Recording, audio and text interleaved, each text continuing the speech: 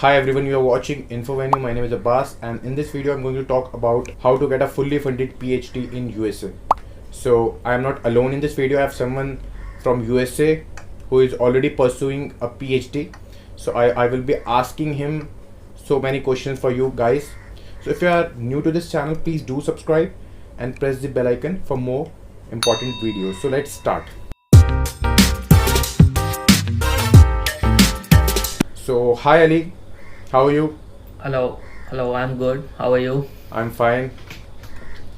So let me introduce Ali. So he is a PhD student. He is in second year, and he is pursuing his PhD in physics from Ohio University, which is in Ohio, Athens, USA. So Ali, would you like to introduce yourself also? In brief. Yeah, pretty much you have told everything. So yeah, my name is Ali Abbas. I'm from India. Basically, my hometown is Meerut, and I have done my complete schooling from Meerut, and I did my bachelor's and my master's from Delhi University, and most of my research was from NPL. NPL is a laboratory, physics, National Physical Laboratory. So most of my research is from there. So yeah, that's pretty much it. Okay, so I will be asking you a few questions related to PhD in this video. Yeah, sure. So Mr. Ali, tell us about your journey. Why did you choose USA? Why not India? All right. Okay. So my psychology behind choosing USA was not straightforward. Actually, I had different plans. While doing my after completion of my 12th standard, I really had that feeling of going to USA. I brought SAT books and all, but then I dropped the idea and I got myself enrolled in Delhi University to do a honors in physics. Okay. But then eventually my interest went to being a fighter pilot in Indian Air Force, but then also I could not make it to the final list, so I dropped that idea as well. Then I thought of, okay, let's do masters and let's do some quality research. So I tried doing research projects. I was actually doing research projects in my undergrad as well, but then I got myself enrolled in master's program, and then I also got some good research projects from National Physical Laboratory, NPL, PUSA. So then I thought, okay, let's start applying. Then I applied to 4 schools in United States. But before applying, I would like to mention that I actually tried contacting professors. Okay. So I was in contact with 3 of the professors from out of 4 universities. So So may I know the name of those 4 universities where you applied? Those 4 universities were, first was University of Illinois, Chicago. Second was University of Texas, Austin. Third was Ohio State University, and fourth was Ohio University. Ohio University. Okay, you are currently in Ohio University now. Okay. So please continue. So yeah, that was pretty much my journey. So then I started preparing for few of general exams like GRE General and GRE Physics, and a pretty much easy exam called IELTS. It's about English proficiency. So I also gave that. So that was pretty much about how and things went. But why you choose USA? Why not in India, or why not any other country like Canada, Germany? I had a feeling to apply for Germany as well. There are a really good school in Germany in physics, but eventually I thought of some language barriers in Germany, and I have figured out, okay, so if I would be having those language barriers, then it would be pretty much hard for me to cope up. Also Canada, to be honest, I did not thought of going to Canada. I don't know why. maybe one reason is like most of my family members are in the States, so I thought of okay, सब लोग यहीं हैं, so let's try for US, yeah. Okay. So, and my second question to you is, what all exams did you attend like before coming? Like there are different exams, so like IELTS, and what all exams did you appear, and what were your scores in those exams? So exams that I took was GRE General, and GRE General is out of 340, and I have scored like 310 in that, in GRE General, and I also gave GRE Physics. So may I know your marks in GRE? Okay, so GRE General I have scored like 310. 310 out of 360. 340, okay. So apart from this, I gave GRE Physics. It's a like subject GRE, and I have scored like 710 in subject GRE. Yeah. 700. Yeah. Okay. So like subject GRE is out of 990. Like, yeah. And how much in IELTS? IELTS was like quite a basic exam, so it was about how much you know the English proficient, like how proficient you are in English. Yeah. So I have like out of 9 band, I have scored like 7.5. Yeah. Okay. And is it any like requirement, like there is any requirement like you have to get like 7 band, or minimum eligibility was 6.5. So yeah, 6.5 at my school. So, and whether any requirement for like GRE score also, or other any exam which like GRE score, if you are having above 310 GRE score, then you are pretty much in a good stand. Also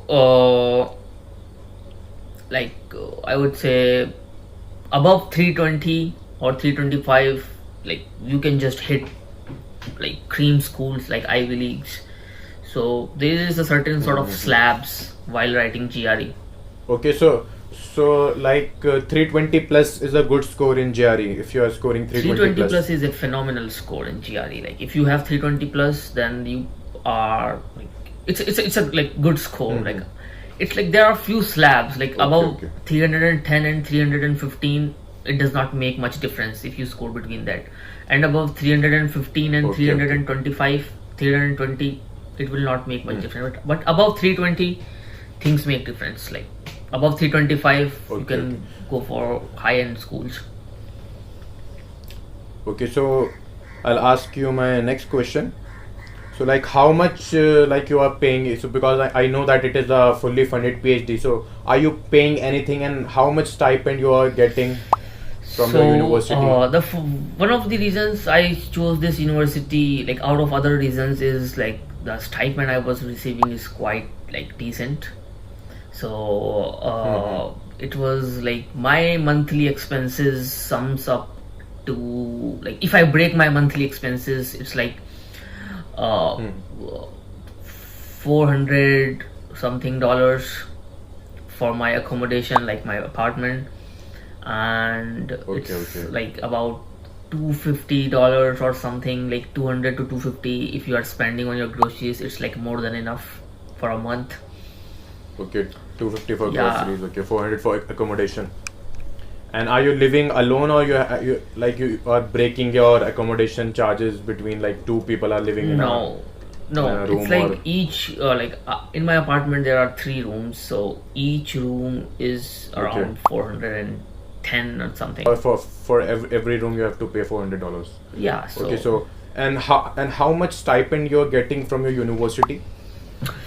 So as far as the stipend is concerned, stipend is quite decent. Like I am getting around $2,100. $2,100. Yeah. So it's pretty much decent. It is your monthly stipend. Yeah.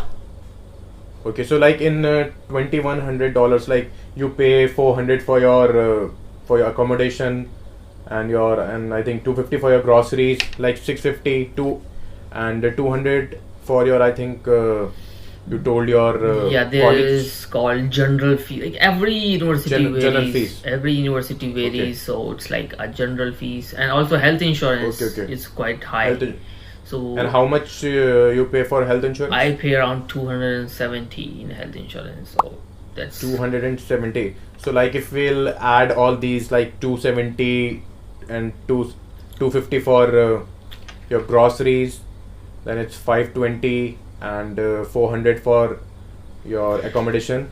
It's 900 something, yeah. and 200 for your. So I think it's like $1,000 you are spending. Yeah. And what about those rest $1,100 which you are having? Like you are paying No. for something else? No, it's like that's just like it's within, like if you are receiving 21, so that's all you have. So like what you are having, like you can have it with yourself. Yeah. You can save it. Yeah. Okay. But I think there must be some other expenses also, like if you are living there, you must be buying clothes and different things, books. Yeah, books pretty much you can get from libraries. Library, Other than okay. that, I have some expenses with my car also, so like car insurance. Although car insurance is not that high, but yeah, car like servicing and all, so not that much. Okay. So I think you bought your car, so I should congratulate you. Oh, thank on you so buying much. your car. Thank you so much. So like how much you spend for your car? Like is it Car costly or No, cars Yeah. here is like it varies, like what kind of car you want, what's your purpose with the car, how much is the life of car. So for my case, okay. one of the Indian professor were like just going to India, like he was just shifting back to India, so I got his car. It was a pretty decent one. So okay. yeah. Okay, I think fine. Okay, so let me ask you the next question. So I have couple of more. So my next question is like, how did you apply for PhD scholarship? So you are getting your PhD scholarship, I know that. And like, what is the process for that? How did you apply for that? And like how all it started? Process is So you tell me everything about the scholarship. all right. So process is quite not straightforward. Like you have to first contact some advisor or some professor whose work aligns with your work. Also, moreover, then you should talk to him. You should see like how things go. And if he asks you to just apply for the school, so then you just have to apply to the school. You have to send your scores, GRE Physics, like in my case, GRE General and GRE Physics. Also, you have to write letter of recommendations, and you should have at least 3 And people SOP. and statement of purpose. So Say document purpose yeah, also. so that like this is a complete like your application. You have to like in America one thing is I would like to mention is that complete admission process is not in the hands of advisor or the professor you are talking to. Even though professor will nod that okay, I liked your profile, you can apply to the university, then the sole decision was made by admission committee. So like in case of Germany, if the professor wants you, he will just get you in. But in here, the process for PhD is a bit like more like MS process. Yeah. Okay, I think so. Like you applied on a particular date, and like how long it took for you to like finally getting an admit in your hand, like 4 months, 5 months, like how much time? Alright. So in 2018, I started preparing. In month of May, I started, and till August I prepared, and then I gave my exam in last August, and after like 15 days, I gave my exam for IELTS. IELTS doesn't need that much of effort, so after 15 days I gave my IELTS exam, and after that I just started writing my SOP. SOP took a bit more time, like it took me around 1 month or more than that to finalize my SOP. Moreover, I would say I also like wrote 3 letter of recommendations, and that also took not that much of time but considerable time, like around 15-20 days. So Mm-hmm. like in conclusion, I would say that by December 15th, most university have deadline by December 15th and also by December 30th. So by December 30th, I Okay. have applied to all the universities, and Okay, in the year in 2018. year 2018, then I got 18, my okay. first admit in March 2019. March, okay. 19. Yeah, so in that in March to April, last week of April, I got 3 admits. Then the process was quite simple. Like I just like I selected one of the university which I wanted to win because of few reasons. Like I mentioned, the stipend was good, the professor with whom I wanted to work, his research background was phenomenal, and that pretty much aligned with my research profile. So considering all that, I have asked for I-20. Like if you get an admission, you need an I-20. Like the university sends you Okay. an I-20. Yeah, I know. So I-20, yeah. so that's it. You just need your I-20 and then you can apply for visa. Yeah. So you came to USA in which month of 2019? I came to USA on 31st of July. 31st of Yeah. July. Okay. So like my next question is like if someone is sitting in India, if someone is thinking of pursuing PhD from USA, like how he should start, how she should start, like the initial step, what should he do or she should do? So you can briefly tell. Like like if you ask me about 3 main points that one should have in his mind, I would say first of all, when you are in, for example, in bachelor's or master's, last years of master's, try to do project, like at least 1 or 2 research projects. And Okay. if you are able, just try to publish one of them. Like try to publish one of it if you are able to do it, or if you are not, then it's fine too. Other than that, like for example, if your master is for 2 years, then you should be having your research in first year and all your scores by first year.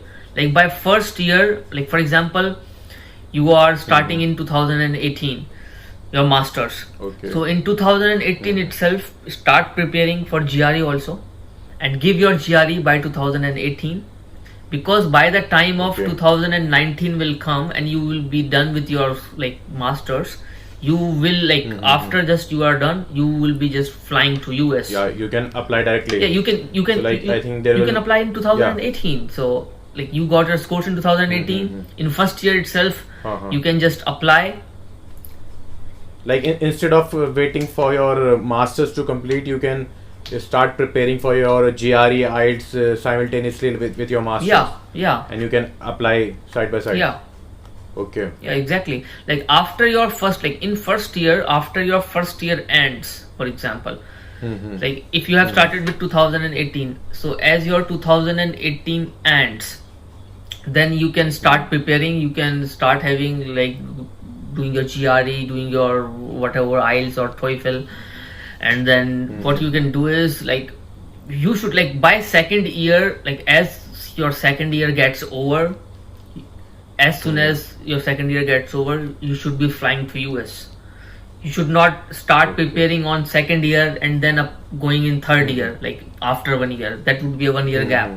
So make sure you start preparing in first year of your masters or your bachelors.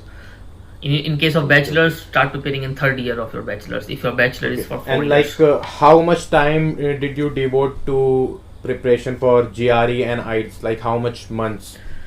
So for GRE and IELTS, for GRE I prepared for at most 3 months, and for IELTS 3 months. Okay. like if you prepare for GRE, you have a verbal in GRE, so verbal makes you more like prepared for IELTS also.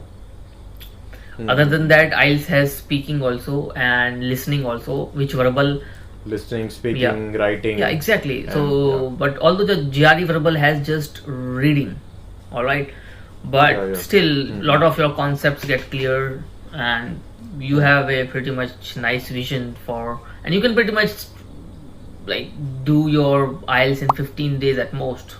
There's good material on YouTube also for IELTS. Yeah. And did you also take coaching from any institute, or like you did self-study on your own? I did do coaching for GRE for 1.5 months from Jamboree. Like it's a coaching institute in Delhi, pretty much. Okay. So it has various branches in Delhi. Jamboree, its name. Jamboree, Yeah. yeah, I know Jamboree Education. Yeah, Jamboree Education. Yeah. It's good. It's a good coaching center. Yeah. So Okay, so I think it's been quite long. So let me ask you the final question. okay. So quickly, you can give final feedback or like final advice to students who wish to come to USA for pursuing PhD. So my final words or like my 2 cents on this would be that okay, if you are applying for US in PhD particularly, then just try to have a research for 1 year before you apply, and try to apply Okay. before, like don't wait for last year to come. So yeah. So you said research is important, and any experience, like any corporate experience, Yeah. does it matter? Yeah, it Or- matters. yeah. Like it matters if your branch of research or your field of your PhD would be in business or something like economics or something like that.